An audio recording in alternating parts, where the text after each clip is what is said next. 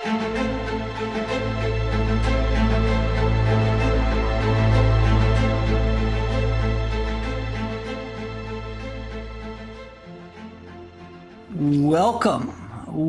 to Voices of Genius, the dawn of the new earth.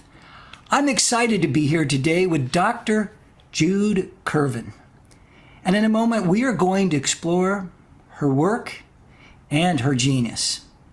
Amongst other things, we will look back in time, 13 billion years ago, as a matter of fact, to explore the nature of reality, consciousness, conscious evolution in particular, and what opportunities may lay ahead for you, your family, business, and our planet.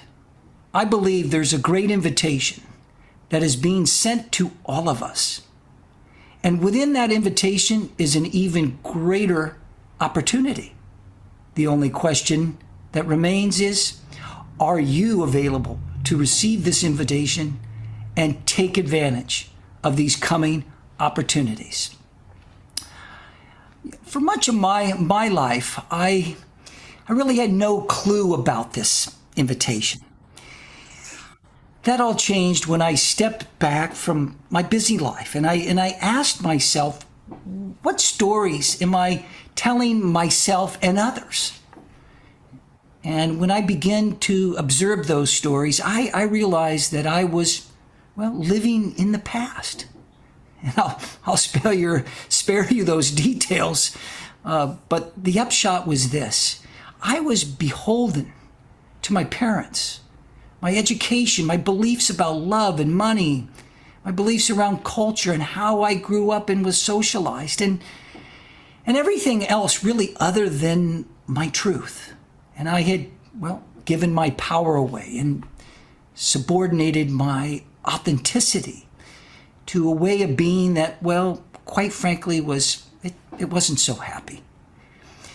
So let's explore with Jude this invitation and how you can receive it to fully live your life in the most joyful, most expansive, in a way that uplifts your family, your work, and helps our planet and brings us all alive into this place of unity, of oneness, of great joy, of just being alive at this extraordinary time.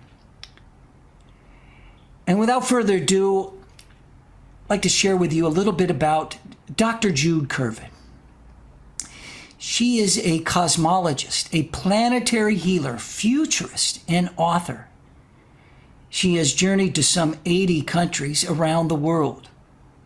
Wow, I bet that covered up most of the continents as well. And she has dedicated her life to helping evolve our individual and collective consciousness. Dr. Currivan integrates leading-edge science, research into consciousness, and universal wisdom teachings into a holistic, whole world view. She holds a doctorate degree in archaeology from the University of Reading in the UK and a master's degree in physics from Oxford, specializing in cosmology and quantum physics. Jude is an author of 6 non-fiction books currently available in 15 languages and in 25 countries. Her most recent is The Cosmic Hologram, Information at the Center of Creation, which won the 2017 Silver Nautilus Book Award in the category of Science and Cosmology. Her latest book, The Story of Gaia, which I've had the pleasure of reading, will be out in October, and I highly recommend it. Jude, in a moment, I want to dive more deeply into your coming book. For now, tell us a little bit about Jude Currivan. It's just who are you, and why are you here at this extraordinary time on Earth? Thank you, Adam. It's wonderful to be with you. And I guess I'll answer that question when I know myself. Yes, indeed. I feel we're all on a journey of remembering. who we really are. And as you say, you know, we've all grown up acculturated in a world that, for me, for many years, was very different from what I was being told about the nature of reality than what I was experiencing as the nature of reality. And so my lifelong journey has been trying to essentially reconcile those apparent differences and realizing that there are no differences. The differences are just in the stories we tell ourselves. And the deeper we go, or are willing to go, or answer the invite, as you say, of our universe and the cosmos, the more that we realize the wholeness, the unity of all that is. And we come to a place on our journey, or are coming to, or are on that journey, to a remembering of that unity in diversity. So for me, from a very young age, I grew up in the north of England. My dad was a coal miner. My granddad was a coal miner. We did not grow up in an intellectual environment. And we grew up in a very, very grounded environment, but one full of community. And with my mum, full of love. But I started to experience multidimensional realities when I was 4 years old. So I've been walking what might be called between worlds all my life, and realizing that the entirety of reality is this multifaceted, incredibly rich, multidimensional grandeur of the cosmos. So a lot of my work then has been, how do we, and this is universal wisdom teachings, as you well know, and indigenous wisdom teachings, as you also well know, how do we bring that grandeur and that much, much more expanded perception of the cosmos and our universe, and reconcile it with the story we've told ourselves, or been told by hitherto mainstream science, of a universe that essentially is made up of separate things, is not unified in any way, is more an accidental somehow creation without meaning and purpose. And that now is being turned completely on its head. So my work is serving what the new understanding of that leading edge science now is showing us, is revealing to us at all scales of existence, that indeed we are innate microcosms of a universe that exists and evolves as a unified entity that meaningfully exists, that purposefully evolves. So that's been my whole lifelong journey through international business and many other scenic routes to this point, to this not just personal realization, but to be in service to this emergent realization for all of us.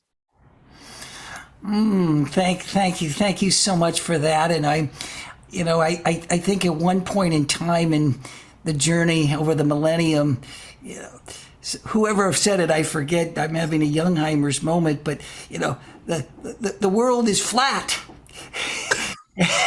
And of course, the universe is not flat. The universe is a living organism. Yeah. The universe is home, of course, to our beautiful, beautiful Gaia.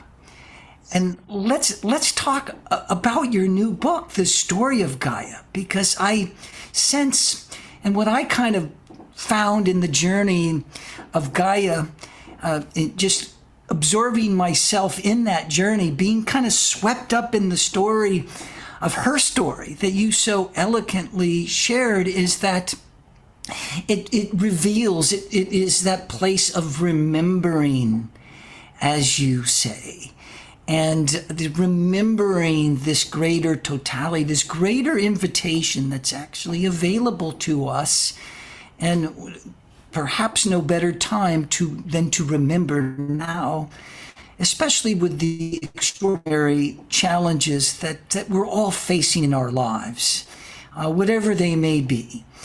And in the book, Jude, you explore 4 key insights. And I thought today we would just take them one at a time and hear your thoughts and ideas and explore those invitations around each of them with us. And the first one, you say that you explore how the universe, our planet, ourselves, and everything And it exists everything has an inherent meaning and evolutionary purpose. We're talking about the nature of reality here, are we not? And what do you mean by this? Well, what we're realizing is that, the story of science is a story of fixed perceptions that were upended by new evidence. And that's the way good science progresses. It might be slow, it might be fitful, but it moves forward when new evidence doesn't fit the old paradigm. And we've seen that over the last 300 years. And the last time before now was about 100 years ago, when we'd had a sort of paradigm of essentially a material mechanistic universe, where the scientists have been told a couple of centuries before that, you are not going by the church, do not go anywhere near spirituality. Otherwise, you'll be either under house arrest for the rest of your life, if you're lucky, or you're burnt at the stake if you're not. And so, science progressively, focused on what we would call the physical world, to the not just peripheralization, but exclusion of anything else, anything to do with consciousness, anything to do with spirituality. So we come to a point 100 years ago where we actually got a very mechanistic, very well oiled, I have to say, engine, mechanism that was seen as being the universe. And then evidence was starting to append that. And in the simplest of ways, realizing, for example, that on the old paradigm, an oven, your mum's oven, my mum's oven, my oven, when it's heated up to a temperature, doesn't radiate an infinite amount of energy. But on the old paradigm, it should have done, but it doesn't. And the reason is that energy is quantized. It's in little packets of energy. It's not continuous. So when that understanding was applied, suddenly that evidence made sense. And the quantum revolution was essentially born. And there are a whole raft of other pieces of evidence that were showing the same thing. And so we had a revolution where energy and matter was seen to be quantized. We entered the quantum world. And Einstein at the same time was saying, hang on, space and time aren't just absolute backgrounds to our existence. They are each relative to an observer. They are dynamic, and you have to bring them together as space-time to understand the nature of reality. Well, that upended everything except the understanding of consciousness, because there was still this insistence that consciousness, spirituality was just kept out of the picture. And so we've come another 100 years. And now we're realizing that the appearance of our universe, the energy, matter, quantized, the space-time, are the appearance, they're what's called in science speak emergent phenomena. They are not fundamental. And when we dig down deeper, we're realizing that the deeper understanding of that appearance is non-physical realms of intelligence, causation, intention, cosmic mind, but cosmic mind expressed as digitized and meaningful information. So when we come from the bottom up on that more fundamental perspective, we realize that all of that information that becomes the appearance of our universe is itself meaningful. And it's set up in such a way that it engenders a universe that doesn't just exist and evolve, but meaningfully exists to purposefully evolve from simplicity to ever greater levels of complexity. But the greatness of all of this is no longer is spirituality and consciousness held to the side. It's fundamental, because what this is showing is that mind and consciousness aren't what we have. They are literally what we and the whole world are. So we are now, science has now finally come to the party. You know, the universal wisdom teachings, spiritual teachings, indigenous teachings have taught us, showed us for so long. And now there is this incredible convergence and transcendence, because it's not just saying science is converging with spirituality. As they come together, I feel, we have the opportunity to transcend those old stories, narratives, into an integral, unified, experiential perception of who we really are as microcosms of a universe that itself is a wonderful thought form in the infinite and eternal mind of the cosmos. So this is a grand, grand invitation. This isn't an invitation to a drinks party. This is a grand invitation. Oh my goodness! It is a grand invitation, and yes to all of that, and the transcendence of that old story and that old wiring and all the things that it's entailed, and I'm just having a moment of curiosity overload here with you, and because I'm very excited about all that you're sharing here. And you go on in the book and you say that the book examines our emergence as self-aware members of the universe that is itself a unified and innately sentient entity that exists to evolve. In other words, we're talking about conscious evolution here, are we not? Yes, we are indeed, because, you said about going back to the very beginning of our universe. I mean, one of the key things is that we've been taught at school that our universe began 13.8 billion years ago as a Big Bang. And yet it wasn't big and it wasn't a bang. Well, it was minute. And we know that, when we talk about Big Bang, we know it began very small. But, the word bang itself is implicit of chaos. And yet we know that our universe began in the most incredibly ordered and unbelievably fine-tuned way, in such a way that it was innately relational.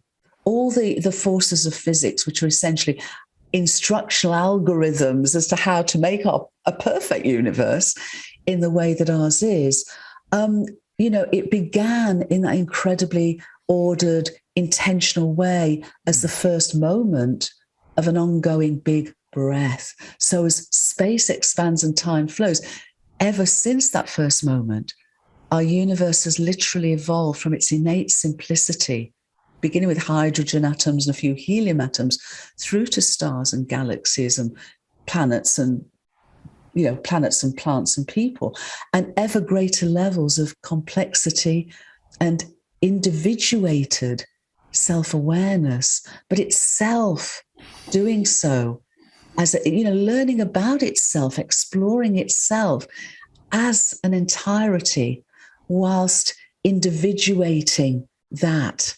experiential exploration, evolutionary potential in planets, in plants, in people. And indeed, and we have some of us have been keeping in touch with this telescope, this James Webb telescope, and we've been able to take a very close look back in time, much closer to that Big Bang moment. Do you feel that we can also look forward in time? Or what is your sense of looking back and looking forward? I've always been very curious about that, and I know there's some exploration around this, but ultimately we know we're here right now. But it's so telling and so wonderful to feel into the trajectory of our own evolution, the evolution of the universes, the evolution of ourselves and our planet and all of that. Do you have any thoughts on that or curiosity around that yourself? I have curiosity, Adam, on everything. You got the curiosity overload bug too. My main word when I was 3 years old and onwards was why? So absolutely I do. The way that, I'm 70, right? I'm 70 now. And I've been studying this nature of reality and exploring it and experiencing it for 66 years. So my best understanding from every aspect of that journey is that our universe is a finite thought form in the infinity of the cosmos, that it began, as we said, 13.8 billion years ago, as the first moment of an ongoing big breath. meaningfully, purposefully existing to evolve. The point is with time is that that's when time began. That's when space and time began, because we have something called the 3 laws of thermodynamics. I'm not going to go down the rabbit hole of sciencey stuff here, but those 3 laws are really perhaps even more fundamental than quantum and relativity physics, because what I've been able to do is, by going back to them, the 3 laws of thermodynamics, expanding them as laws of information, something remarkable drops out. Rather like, you've got a Rubik's Cube and you go dip, and it suddenly fits together. It fits together, and then we understand why we have a universe of energy, matter, and space-time. But the point is that at the very first moment, our universe was its most ordered state. So it was what's called in thermodynamics speak the lowest entropy it has. And entropy in the old way of thinking was the energy states of a system. But we now know that it's actually not entropy with energy, it's entropy of information. So in other words, the entropy of a system is its informational content. So when our universe was born all that time ago with its lowest entropy, it was like a newborn baby universe. It had all that it needed to grow and to learn and to explore and to evolve, but it was at its lowest informational content. Mm-hmm. So because the flow of time from that point is one way, the only way that entropy can move is to grow. So the informational content to grow as time flows forward. So as space expands and time flows forward, ever more information has been able to be experienced within our universal journey. And that's the way it works. So the past is the past, but every moment of the past is actually retained as a memory, as a universal memory, as the ancient Indians talk of the Akashic record. Mm-hmm. As my friend Irvin Laszlo speaks of the Akashic field, there is that universal memory up to this moment, up to the now. But all that we understand from this point is there's when you see a boat on a lake or a ship on the sea, there's like a bow wave in front of it. And that's where there's lots of possibility, as the ship moves through the water. Well, think of the bow wave of our universe. And in that bow wave is the potentializing of the possibilities that can then come into the here and now and manifest as here and now. So it seems to me that the future is not written, other than the laws of physics being the laws of physics for the whole cycle. Mm-hmm. But as our universe continues to evolve from simplicity to complexity, and as we, as part of that, as its microcosmic co-creators, hopefully answer the invitation to show up and to this, and join this adventure, then we can start to consciously, more consciously than we have done so, choose what is it in our possible future that would serve the greatest good for all life, for all time. And that's not to mean it's fixed, but it offers us what's called an attractor. Underpinning the appearance of our universe are these attractors at all scales of experience. We have created an attractor for conflict because of the stories we've told of separation. Right, yeah.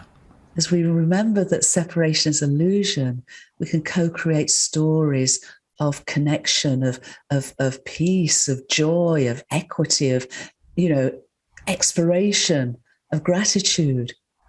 That's the potentializing that we can bring into manifestation. And of course, in healing our relationship with our beloved planetary home Gaia as part of that future, that glorious, beautiful, abundant future for our planetary home and ourselves and all her children. Yes, well, thank you for that, and most certainly coming into that deeper relationship with Gaia. And I am struck a bit by the entropy of things you were sharing about the evolution of and the of the universe, and certainly the unfolding of Gaia's story, as you share in your coming book in October. And it seems to me that we're very early on in this exploration of quantum reality. Are we not? The lousy analogy would be, a baseball analogy is we're in the early innings. But does it seem like that to you and me? I mean, which is part of the invitation, if you think about it. Yeah. If you're coming and accepting the invitation, you're coming in at a early stage, and it's not the late or over. It's really the early movement of our own greater unfolding and expression, is it not? And I mean, doesn't it seem that way to you, that we're just really emerging into this cosmology and this view that you so elegantly share with us? I do. And our mutual friend, Wayne Elgin, talks about us, potentially growing up from being a sort of teenager species to a young adult species in that sense. I guess yes and no. I mean, what quantum physics was showing us, and many of the earlier pioneers really delved into ancient Indian philosophy, because what they were finding aligned so much with the ancient Vedic traditions of the Upanishads and the Bhagavad Gita. So there's a wonderful treatise called the Ishnavaya Upanishad, which again wonderfully speaks of mind and consciousness aren't what we have, they're literally what we and the whole world are. So the quantum physicists themselves were realizing that there was a very ancient fundamental insight into what they were discovering. And Einstein talked of cosmic mind and, the delusion of separation that we've been in. So it's new in one sense. It's only 100 years old, but it's very another. But, I talk about quantum physics being so last century, because just as everybody's catching up to quantum physics, I'm saying, well, hang on a minute. Quantum physics and relativity aren't themselves fundamental. We now need to move into this even deeper perspective, which I think is easier for us, actually, because we're so predisposed to it because of our communications technologies are all based on digitized information. Right. And our holograms are now being understood by cosmologists as being human sort of, technological perspectives of the universal hologram, the cosmic hologram, which doesn't mean that reality is not real. It just means that actually, when you look at something called the holographic principle, and you look at a universal alphabet of 2 digitized letters, and therefore a universal language of consciousness, based on that, everything just comes into suddenly clear and very simple understanding. So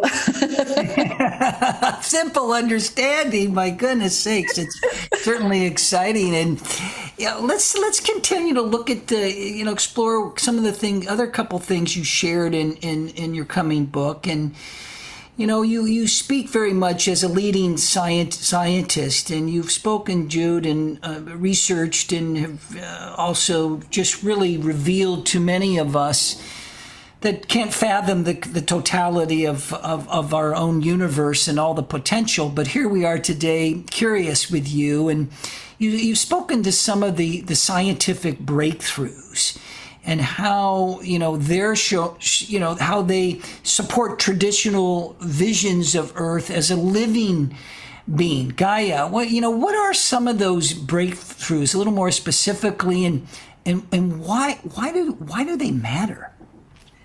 This is such a great question, because when quantum physics and relativity came along, there were folks like me around who really should get out more, who were very, very scientifically fascinated, and many, many folks.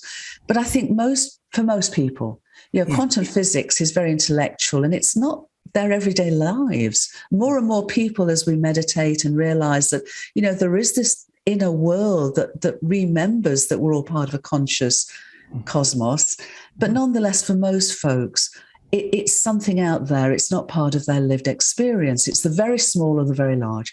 What we're now finding when we come to this deeper informational understanding, is that we're seeing that underpinning all the appearance of the world at every scale, from the most minute to the wholeness, is underpinned by meaningful, relational, dynamic patterns of information. And a lot of these which scale up are called fractal patterns. Mm-hmm. So for example, and this means fragmented geometries for those of us who are deeply curious, but basically they are self-repeating patterns of relationship. Mm-hmm. And they play out, and we found them from the scale of atoms to the scale of, for example, on Gaia, river systems are fractal, clouds are fractal, weather patterns are fractal, ecosystems are fractal. So very much at our planetary level, through to our solar system, galaxy. And in 2017, we found the same fractal patterns in tiny temperature differences that pervade ancient radiation that fills the whole of space. So we know these patterns literally are universal. But the key thing is we find the same patterns underpinning what we might call natural systems and collective human behaviors. The same fractal patterns that we find underpin an ecosystem or the weather underpins all the hubs and node points and communications channels of the internet. A wonderful experiment that I think looked at something like 10,000 mobile phone usages over a 3-month period, with people, making calls when they chose to, how long they chose to, who they chose to, who they received calls for, found exactly the same fractal patterns in mobile phone usage. Why do you think that the big tech companies are so interested in our data? Because they know about these patterns. Right. They know how much these patterns can tell them about our preferences, and so how we can be shown adverts and so much else. They use algorithms that rely on us being dynamically relational patterns of behaviors. And so this applies to our everyday lives. The same patterns that underlie earthquakes, the frequency and the destructive power of earthquakes, underlie the frequency and destructive power of human conflicts. So fascinating. And in the short amount of time we really have left, Jude, I want to get to a couple things, but briefly, maybe you can share kind of the fourth key insight around in the coming book. You point out how nature rewrites evolution as not driven by random occurrences and mutations, but by intelligently informed and meaningful informational flows and processes. And how is that applicable to our invitation as humans? And does this create opportunities for us? So if you can briefly touch on that, we would love to hear all about that. I'd love to, and perhaps we have another session in more detail just on because of course it opens up, as you say, Adam, so many opportunities. If we're willing to learn from Gaia, if we're willing to both observe her and be guided by her. And of course, I'm really talking about a multidimensional universe where we have access to, discarnate, higher level, archetypal, elemental, planetary, cosmic information and wisdom. We can open ourselves up to this great invitation adventure going forward. But effectively, when we look at the 4 billion years of Gaia's story herself, 4.5 billion years, 4 billion years in terms of this real simplicity to complexity. First of all, she is a living sentient being where every aspect of her sentience interconnects, interrelates, is interdependent. So it's not just what we call her biosphere, her biological organizations like you and I. It's her rocks, her geosphere, her rocks and minerals. It's her waters, hydrosphere, it's her atmosphere, and it's her biosphere. She exists and evolves as what I call a Gaia sphere. And we are Gaians. But going back to that first aspect of her, and even going back before her birth, you spoke of James Webb telescope. I don't know if some of the folks who are with us today have seen it, but there's an incredible image of what's called an interstellar gas dust cloud. That is a birthing place for stars and planetary systems just as our own, which happened about 5 billion years ago in our case. But I don't know if you're aware, but in those gas and dust clouds are the nutrients coming for the previous nearly 9 billion year story up to that point of all the natural elements of our universe that have come from exploding stars at the end of their lives, seeding such gas clouds, water, ice, and bathed by ultraviolet light, guided by magnetic fields of themselves holding memory and intelligence and guidance. All of the prebiotic building blocks for biological life were already there. So when our planetary system came into its birthing from a nearby explosion of supernova and shock waves of just the perfect size, all the nutrients were there. All the water for a water planet was there. All the nutrients for biological emergence were there and ready to then come together to the next level of complexity. So every time, and DNA and RNA were there from the get-go, right first time. But the point is that unlike this sense of slow, iterative, DNA-driven evolution, we now realize that Gaia can go slowly and she can go very fast. And when she goes fast, it's not that linear DNA heritage. It's what's called horizontal gene transfer. There's this incredible combination. It's like lots of musicians coming together to form an orchestra and ramping up the music very, very fast. And that involves viruses. It involves bacteria. It involves so much horizontal gene assembly. And of course, that is underpinned by meaningful information flows. And at every step of that complexity, Gaia has embodied collaborative relationships. But when the next stage of complexity comes along, competition always gives way to cooperation. Always.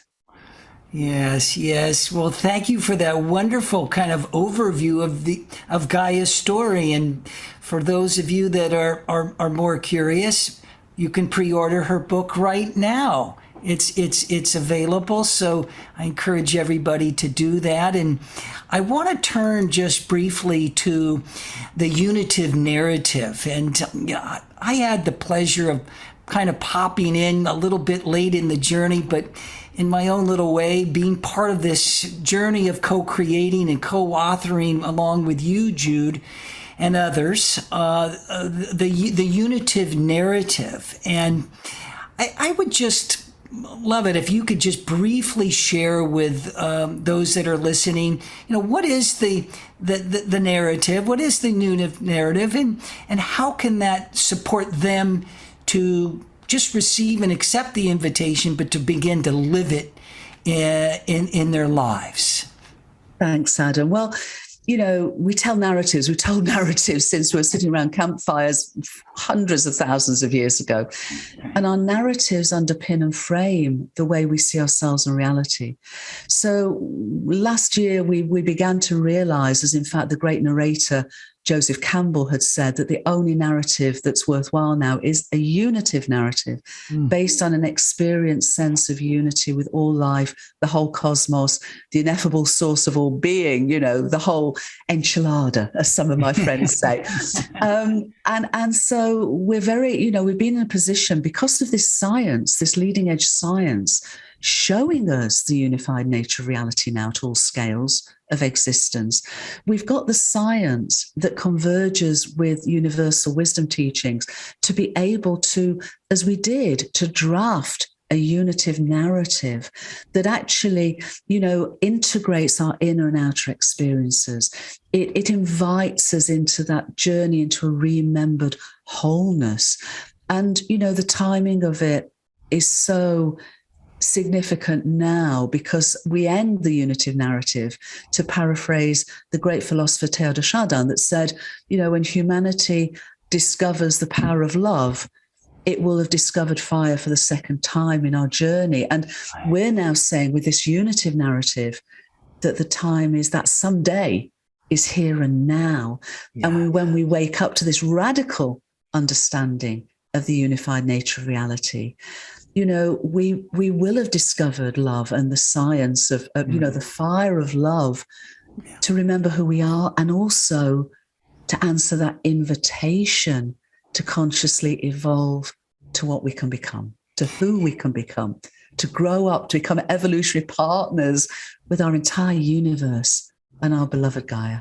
Yes to that. And for those that are curious about the unitive narrative, you can find it on my website under the Earth Keeper. So please check it out. And also there you can sign up for the unitive narrative events that are coming around that. So I encourage you to check it out. And Jude, just as tradition holds here on Voices of Genius, what is your solution to terminal seriousness?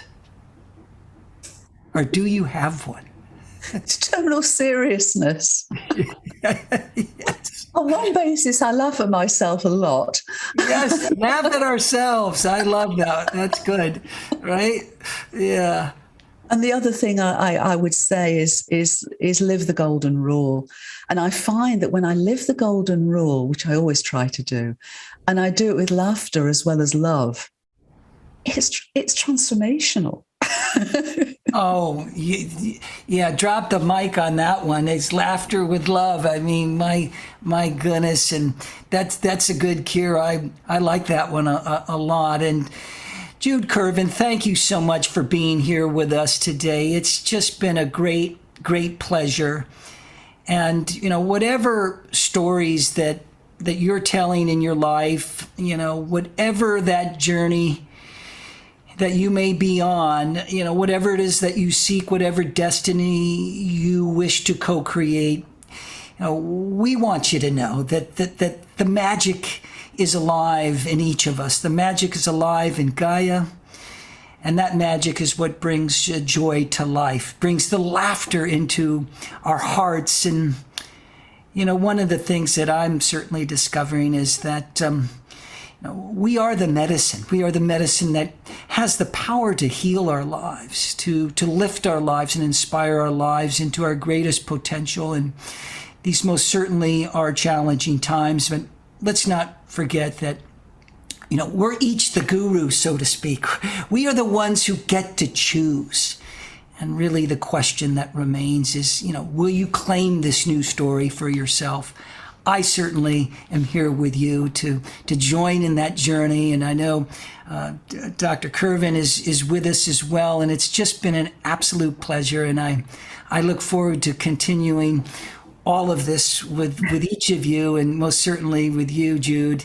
It's been a real pleasure and honor to be with you and to be your friend and feel the love that you share with me and all that you bring to the world. Thank you again. Oh, thank you, Adam, and thank and bless you, and thank and bless everyone who's on this call, and may these ripples flow wherever they do to serve the greatest good of all beings, always. So thank you. Bless you, everyone.